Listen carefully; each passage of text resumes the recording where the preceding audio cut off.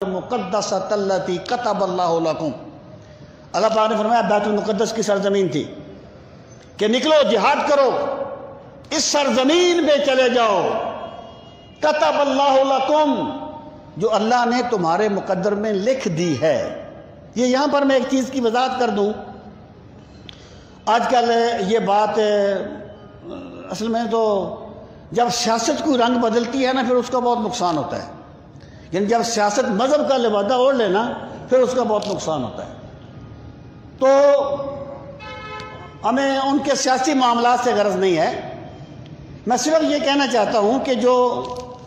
JUI کے ایک سابقہ ان کے بڑے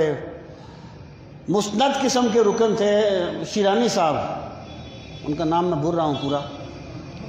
محمد خان شیرانی صاحب، انہوں نے یہ کہا اب مسئلہ چل رہا ہے نا کہ اسرائیل کو تسلیم کر لیا جائے، تو انہوں نے کہا کہ یہ تو وہ زمین ہے جو اللہ نے یہود کے لیے الاٹ کر دی ہے، کتب اللہ لکم، اللہ نے تمہارے لیے الاٹ کر دی ہے، تو جب اللہ نے الاٹ کر دیا تو پھر ہم اسرائیل کو کیوں تسلیم نہ کریں؟ میرے بھائی بات یہ ہے کہ اسرائیل جو ہے نا اس کا معاملہ کسی ملک کا معاملہ نہیں ہے، اسرائیل ایک سازش ہے ملت اسلامیہ کے خلاف،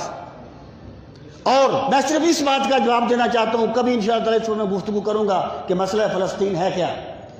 صرف میں یہ عرض کرنا چاہتا ہوں کہ کتب اللہ لکم کا یہ مطلب نہیں ہے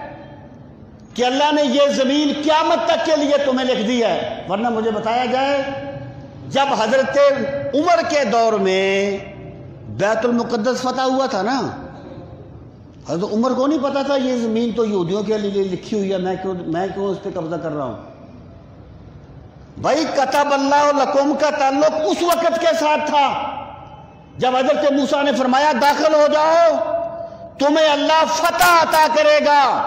اس کا یہ مطلب قطع نہیں ہے کہ وہ سرزمین جو ہے وہ یہود کے لیے الاٹ کر دی گئی ہے، استغفر اللہ، یہ دراصل کسی اور مقاصد کے لیے خام خواہ قرآن کریم کا سہارا لیا جاتا ہے، دراصل اس کے ساتھ کوئی تعلق نہیں ہے۔ اسرائیل وہ پہلے کہا کرتے تھے، معاف کرنا الفاظ سخت ہیں، کہ یہ امریکہ کا ناجائز بچہ ہے، اور اس میں کوئی شک نہیں ہے، یہ اسلام دشمن قوتوں کا ایک شاخسانہ ہے، اور اسرائیل کو تسلیم کرنا جو ہے اس کا سوال ہی پیدا نہیں ہوتا اس ملک کے لیے